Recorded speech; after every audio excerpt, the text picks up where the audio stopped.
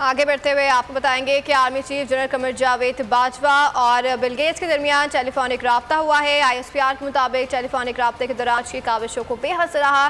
गुफ्तगू के दौरान कहा कि कौमी पोलियो मुहिम हर सतह पर कामयाबी से चलाई जा रही है। आर्मी चीफ ने भी इस अजीम मकसद के लिए बिल गेट्स के किरदार को सराहा। जनरल कमर जावेद बाजवा ने पोलियो से पाकिस्तान यकीनी बनाने के अज़म का अयादा किया।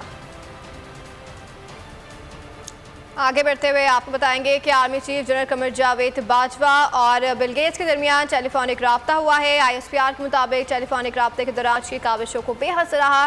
गुफ्तगू के दौरान कहा कि कौमी पोलियो मुहिम हर सतह पर कामयाबी से चलाई जा रही है। आर्मी चीफ ने भी इस अजीम मकसद के लिए बिल गेट्स के किरदार को सराहा।